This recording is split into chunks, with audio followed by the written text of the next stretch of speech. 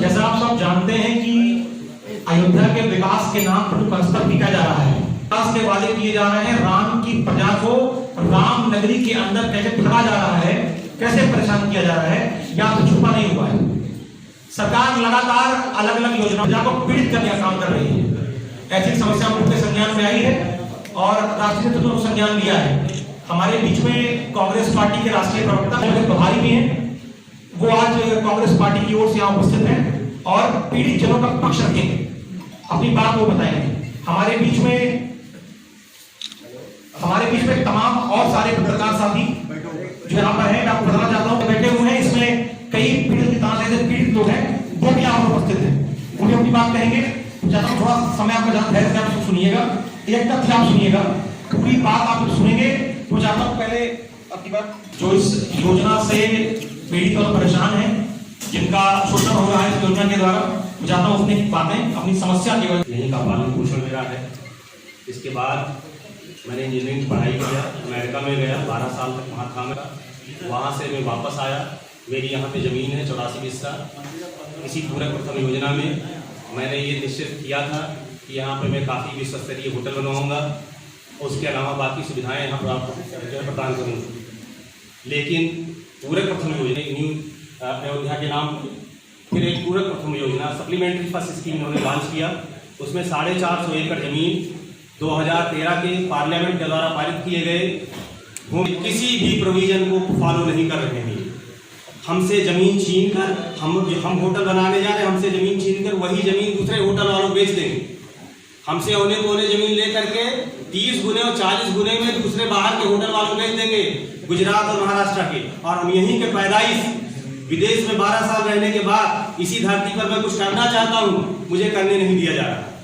इसके लिए मैंने तमाम आपत्तियां लगाई, हाउसिंग कमिश्नर से मिला, सेक्रेटरी हाउसिंग बोर्ड से मिला, शासन हाई कोर्ट जाइए, आप हाई कोर्ट जाइए। मैं बार बार इनसे ये प्रश्न पूछता हूँ कि मुझे पता है कि तुम हाई कोर्ट में हारोगे नहीं, बुरी तरह हारोगे। इसका जिम्मेदार कौन होगा? आवास विकास होगी कि इस प्रेस की नृशंस और क्रूर सत्ता होगी? कांग्रेस पार्टी के संज्ञान तक हम तक पहुंचाया।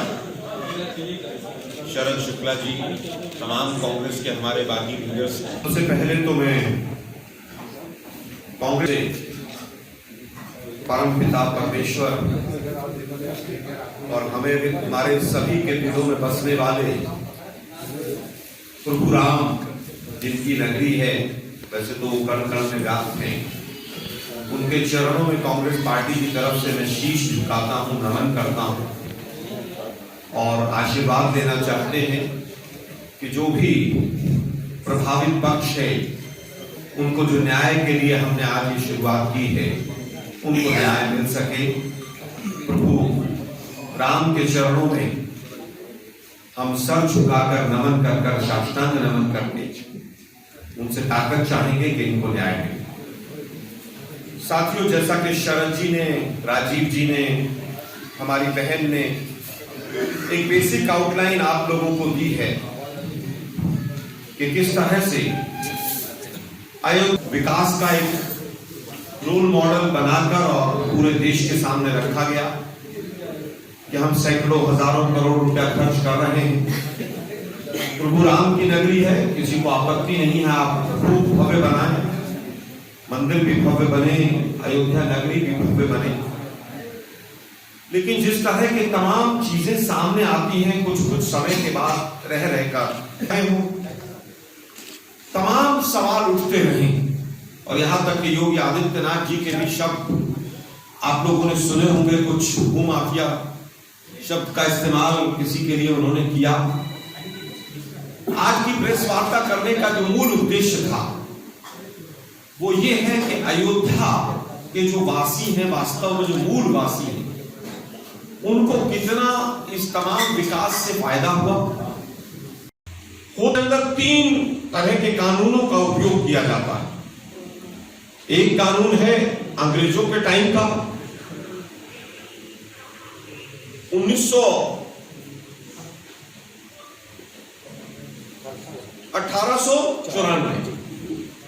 1965 और 2013 जो लैंड एक्विजिशन बिल केंद्र सरकार का संसद में पास हुआ। दुर्भाग्य यह है कि केवल आपका जो आवास विकास परिषद है वो केवल पुराने कानूनों को 1894 के कानून को आधार बनाकर एक्विजिशन करता है। जो ये पूरी की पूरी योजना आई है तीनों के तीन, जिसका नाम दिया गया भूमि विकास गृहस्थ स्थान एवं बाजार योजना। बाजार शब्द जानबूझकर जोड़ा गया। बाजार के नाम पर जो बाजार में काम होता है वो सरकार बाजार में उतर सके। मैंने लगभग 10 दिन इसमें पूरी मेहनत की। आपके तमाम लखनऊ से कागज निकाले। उल्लंघन है, कौन कौन से शब्द का उल्लंघन है। सबसे पहली चीज, ये इलीगल है, अवैधानिक है। 2013 का जो लैंड एक्विजिशन बिल आया था, इंपैक्ट असेसमेंट आपको करना है कि जो वहां का समाज है, वहां के लोग हैं, उस पर सामाजिक प्रभाव क्या पड़ेगा। अगर कोई भी जमीन आप एक्वायर करते हैं तो वहां की पर्यावरण पर, वहां के लोगों पर, वहां के गांवों पर, वहां की किसानी पर क्या इंपैक्ट पड़ेगा। और ये सोशल इंपैक्ट असेसमेंट जो पहला नोटिफिकेशन आता है किसी भी लैंड एक्विजिशन को शुरू करने का, उससे पहले पूरा हो जाना चाहिए। क्योंकि 2013 का जो एक्ट है वो ये कहता है कानून कि जो विस्थापित हैं उनको किस तरह से आपकी क्या प्लानिंग है वो भी आप पहले नोटिस में बताएंगे कि अगर ये लोग यहां से हटते हैं, इनकी जमीनें ली जाती हैं, तो हमारा क्या प्लान है, हम इनको कैसे मदद करेंगे, इनकी आजीविका को कैसे सुरक्षित रखेंगे। इन्होंने कोई किसी तरह का सोशल असेसमेंट जो उसका होना चाहिए, इंपैक्ट क्या आएगा, वो नहीं किया और आज तक नहीं हुआ। अगर मैं कहीं पर फैक्चुअल गलत हूं, आप लोग सब प्रबुद्ध पत्रकार, मैं आपके शहर के लिए नया हूं, वो नहीं हूं। प्रोग्राम में मेरी जितनी आस्था है शायद आप लोगों से एक रत्ती भर भी कम नहीं है। मैं मार्च से लेकर फरवरी से लेकर 5 बार आ चुका हूं दर्शन कर। कल भी दर्शन करके आया मैं शाम। गुप्तार घाट पे वहां पर खूब मैंने मजीरे बजा के खूब चौपाइयां गाई। हनुमान मंदिर पे कैंट के जो बगल में, मेरी पूरी आस्था है प्रभु राम में। लेकिन प्रभु राम का चोला ओढ़कर अयोध्या वासियों के साथ जो घोटाला और ठगी हो रही है, ये लोकतंत्र के चौथे स्तंभ की सबसे बड़ी जिम्मेवारी है कि आप लोग इसको उजागर करें। ज्ञान तक बातें पहुंचा दी गई और उन्हीं के कांग्रेस पार्टी के प्रतिनिधि के तौर पर राष्ट्रीय प्रवक्ता आपके सामने हम इस विषय को आगे तक लेंगे। ये भी एक चश्मे वाले की बात आपने की थी, कोई 20 करोड़ का मामला था, तो क्या है वो प्रकरण? देखिए, मैं समझता हूं कि कुछ रजिस्ट्रियां हैं और पत्रकार बंधुओं को भी जाके निकालनी चाहिए कि भाई ट्रस्ट की रजिस्ट्रियां किस किस रेट पर हुई हैं, क्या वो सर्किल रेट पर हुई हैं, ज़्यादा पर हुई हैं। हमारा सवाल है कि अगर ज़मीन की कीमत सर्किल रेट ज़्यादा है तो आप सर्किल रेट बढ़ाइए ताकि किसानों को मुआवजा ज़्यादा मिल सके सर्किल रेट के अनुसार। और अगर वहाँ पर कीमत ज़्यादा नहीं है तो ट्रस्ट फिर सर्किल रेट से 20 गुना ज़मीन पर ज़मीन क्यों खरीद रहा है। हमारा सवाल ये कि जो आर्टिकल 31A है शायद या 31B है, उसकी आड़ लेकर आप प्राइवेट लैंड को कम्युनिटी लैंड में डिक्लेयर नहीं कर सकते। मैं हिंदी में पढ़ देता हूं। दिनांक 5/11/2024 को माननीय उच्चतम न्यायालय की 9 सदस्यीय संवैधानिक पीठ ने अपने निर्णय में कहा है कि व्यक्तिगत संपत्ति को सरकार सामुदायिक संपत्ति नहीं मान सकती।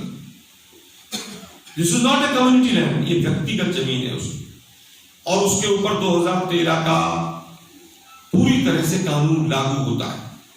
किंतु अब आखिर में मेरा सेंटेंस है, किंतु आवास विकास खुद को देश के सर्वोच्च न्यायालय से भी ऊपर समझ रहा है और अधिकरण की कार्रवाई से पीछे हटने को तैयार नहीं। इनके ऊपर थोड़ा सा दबाव बना था 2-2.5-3 महीने पहले कि हम यहां पर लोगों के रहने के लिए मकान बनाएंगे, लोगों के ठहरने के लिए मकान बनाएंगे,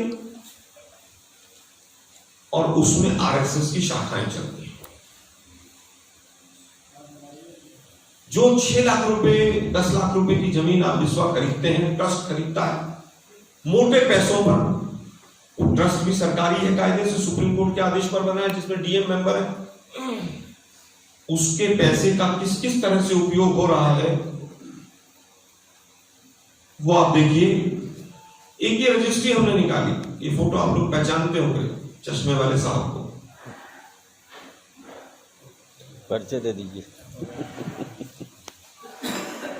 मतलब हालत ये है, करोड़ 67,60,800 रुपए का विक्रय मूल्य है इसका।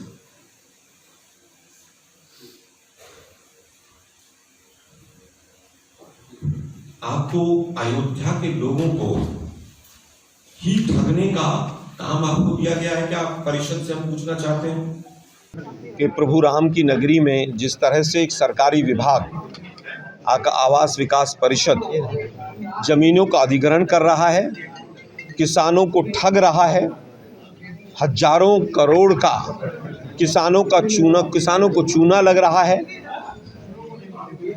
सरकार का स्वयं का विभाग 2013 का जो हमारा भूमि अधिग्रहण कानून है, लैंड एक्विजिशन एक्ट है, संसद से जो पास है, उसकी एक एक प्रावधान में धज्जियां उड़ा रहा है।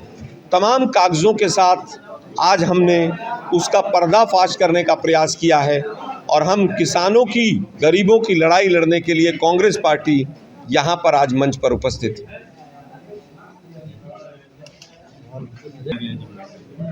देखिए, हमारी एक बहन अभी बैठी थी, उन्होंने बताया कि उन्होंने मकान बनाने के लिए उनके जानकार लोगों ने बैंकों से लोन भी लिया। स्वाभाविक है, लोन एक साधारण और लीगल प्रक्रिया है। तो जिन लोगों ने लोन लेकर भी अपने मकान बनाए या ज़मीनें ली या ज़मीन पर लोन लिया, उनकी कौड़ियों के भाव में अगर ज़मीन चली जाएगी तो बैंकों के लोन हैं, उनके बच्चों की शादियां हैं, उनके बच्चों की पढ़ाई है, उनके घर में बुज़ुर्ग माँ बाप हैं, उनको कौन संभालेगा? उनकी आजीविका अगर समाप्त हो जाएगी तो उनका परिवार कैसे चलेगा? आलोक जी, एक सवाल ये था कि अभी तक इस पूरे मामले को सपा नहीं उठाया। समाजवादी पार्टी के यहाँ के सांसद और पवन पांडे पूर्व मंत्री थे, उन्होंने कई प्रेस की। पहली बार कांग्रेस ने प्रमुखता से इस तरह से पत्रकार वार्ता करके मामले को रखा। तो ये अगर मुद्दा है, बड़ा मुद्दा है अयोध्या का, तो ये पार्टी का विषय नहीं है किसने कब उठाया नहीं उठाया। अच्छी बात है, सपा के सांसद महोदय ने या किसी और ने भी उठाया। हमने पूरा रिसर्च किया, जैसा कि आप लोगों को हमने दिखाया, तमाम कागज़ हमने एकत्रित किए। ये बहुत बड़ा मुद्दा है। आप 5 लाख 6 लाख रुपए विश्व में एक ज़मीन लेते हैं और उसको करोड़ों रुपए विश्व में बेच रहे हैं। भाई, सरकार का काम व्यापार करना तो नहीं, सरकार का काम ये तो नहीं है कि सुप्रीम कोर्ट के आदेश से एक ट्रस्ट बना और वो ट्रस्ट ही यहाँ के सर्किल रेट से 20-20 गुना में ज़मीनें खरीदे। अनैतिक भी है, अलोकतांत्रिक भी है, अवैधानिक भी है। हम इस लड़ाई को चाहते हैं कि लोकतंत्र का चौथा स्तंभ इसको उचित स्थान दे और हम सड़क से लेकर संसद तक इस विषय को उठाएंगे, न्यायालय भी जाएंगे। जो अधिकारी इसमें इन्वॉल्व हैं उनको भी हम आइडेंटिफाई कर रहे हैं, किस किस ने कब कब किसका क्या रोल रहा है, हम उसमें भी आगे बढ़ेंगे। अभी आपने ट्रस्ट और चंपत राय की भी सवाल उठाए, चंपत राय ट्रस्ट महामंत्री, उनका भी सवाल उठाए। नहीं, देखिए, वो वहाँ पर आज बूल करता धरता है। सवाल एक व्यक्ति पर नहीं है, सवाल तो कानून पर है कि कानून की धज्जियाँ कौन उड़ा रहा है। क्या वो ट्रस्ट उड़ा रही है कि नहीं उड़ा रही है धज्जियाँ? क्या उसमें डीएम मेंबर हैं कि नहीं? चंपत राय जी की भूमिका क्या है उसमें? पहले भी तमाम विषय इस तरह के उठे हैं। एक ही दिन में आज ज़मीन 1 करोड़ की, कल 2 की, परसों 4 की, इस तरह के तमाम प्रावधान, तमाम चीज़ें आप लोगों ने देखी और मीडिया से ही हमें भी पता चली। मैं समझता हूँ किसी व्यक्ति पर आरोप हम लगा नहीं रहे हैं, हम प्रक्रिया पर, कानून की धज्जियों पर आरोप लगा रहे हैं। अमर उजाला जीवांजलि के सारथी की मदद लें और महाकुंभ में स्नान जरूर करें।